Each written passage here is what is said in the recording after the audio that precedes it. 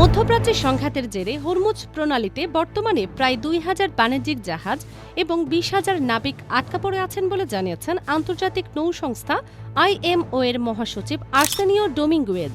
তিনি এই পরিস্থিতিকে বিশ্ব নৌ চলাচল শিল্পের জন্য একটি বিরাট চ্যালেঞ্জ হিসেবে বর্ণনা করেছেন।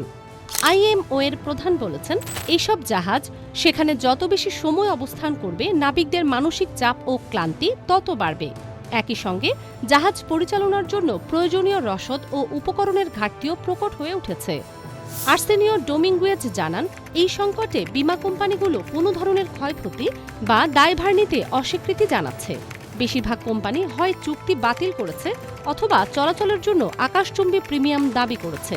ফলে জাহাজ মালিকেরা চরম অনিশ্চয়তার মধ্যে পড়েছেন। কাতার ভিত্তিক সংবাদ মাধ্যম আল জাজিরার প্রতিবেদনে বলা হয়েছে, বর্তমানে হরমুজ প্রণালীর আশেপাশের দেশগুলো ত্রাণ সহায়তা প্রদান করার সম্ভাব্য মানবিক বিপর্যয় এড়ানো সম্ভব হচ্ছে। তবে স্থায়ী সমাধানের জন্য IMO একটি মানবিক করিডোর তৈরির জন্য জোর তৎপরতা চালাচ্ছে, যাতে জাহাজগুলো নিরাপদে ওই এলাকা থেকে বেরিয়ে আসতে পারে। এদিকে মার্কিন প্রেসিডেন্ট ডোনাল্ড ট্রাম্প যুদ্ধ জাহাজ দিয়ে বাণিজ্যিক জাহাজ পাহারা দেওয়ার কথা বললেও তার পরিকল্পনাকে ভঙ্গুর বলে অভিহিত করেছেন IMOর প্রধান। তিনি বলেন, এই পদ্ধতিতে মার্চেন্ট শিপ বা বাণিজ্যিক জাহাজগুলো লক্ষ্যবস্তু হবে না এবং নিরীহ নাবিকদের প্রাণ হারাবেন না, এমন কোনো নিশ্চয়তা নেই। এই অচলাবস্থা কাটাতে ট্রাম্প প্রশাসন ইরানে স্থল অভিযানের পরিকল্পনাও করেছেন বলে বিভিন্ন সূত্র জানাচ্ছে। সেই প্রেক্ষাপটে ইরানের সামরিক উপদেষ্টা মোহসেন রেজাই হুঁশিয়ারি দিয়ে বলেছেন, তারা মধ্যপ্রাচ্যে মার্কিন সেনাদের আসার অপেক্ষায় রয়েছেন। সামাজিক যোগাযোগ মাধ্যম এক্সে এই হুঁশিয়ারি দেন তিনি।